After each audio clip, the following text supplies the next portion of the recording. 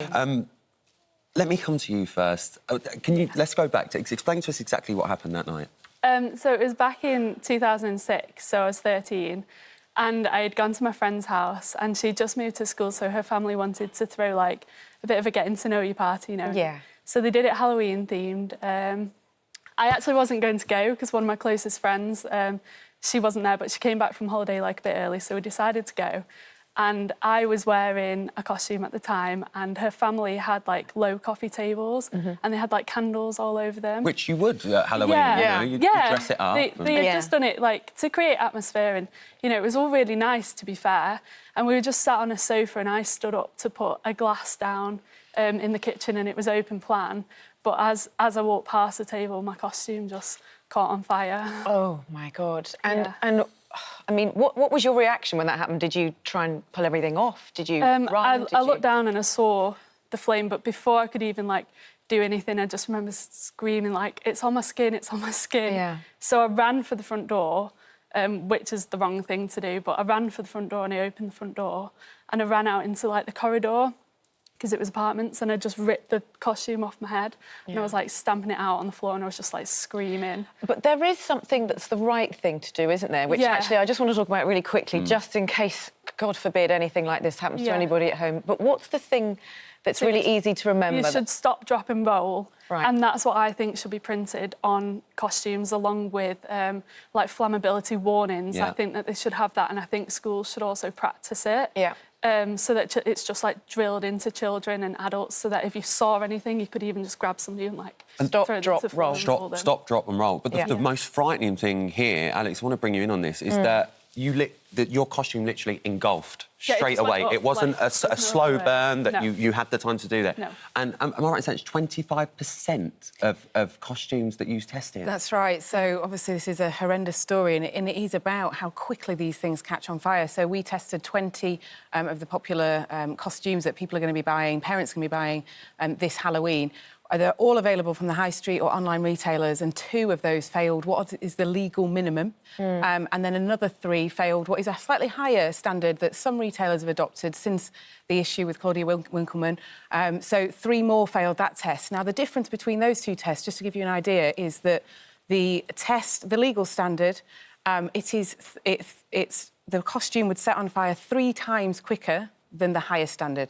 So clearly there's a big difference there to somebody if they're on fire. It is, and there's 2 different sets of rules, aren't there? There's, like, a voluntary testing and then the standard testing. Why isn't the voluntary testing, which is significantly better, why isn't it the law? Made the standard. It's a great question, and actually the British Retail Consortium that brought in that standard, working with the retailers, is calling for that to happen as well. I mean, I think from which perspective we would say, look, if people are doing that, everybody should test to that standard. Everybody should stock those products. To be fair, the products that we found that don't meet the minimum, retailers did take them off the shelves. But people do need to keep their eyes out, because that's those retailers that we found the products in.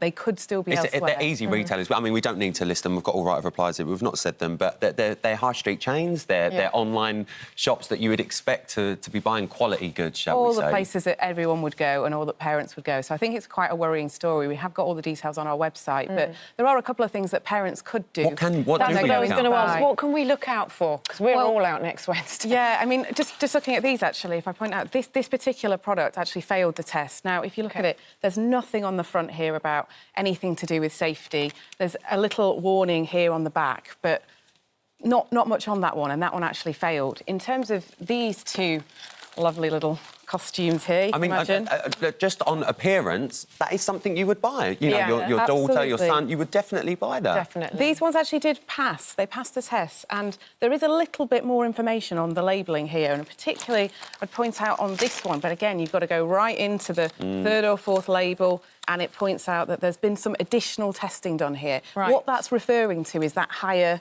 benchmark. Voluntary. So this would burn 3 times slower than these other ones that haven't been tested to the highest standard. I must point out as well, that werewolf outfit is from B&M. Obviously, we could see the logo on there. They said the werewolf outfit has already been recalled and we are now accepting returns, refunds and exchanges. So, guys, if you do have that, take it back. Absolutely, because there yeah. clearly is a big risk with that. Take it back, get your money back. You're entitled to it. I So suppose think- that the most sensible thing also is to encourage people to just not have burning candles around children or in pumpkins on doorsteps and to just go for the amazing fake ones. The LED. I think it's battery easier ones. said than done, though, because it could be off a cigarette or anything, you know, it doesn't have to be an open flame. Yeah.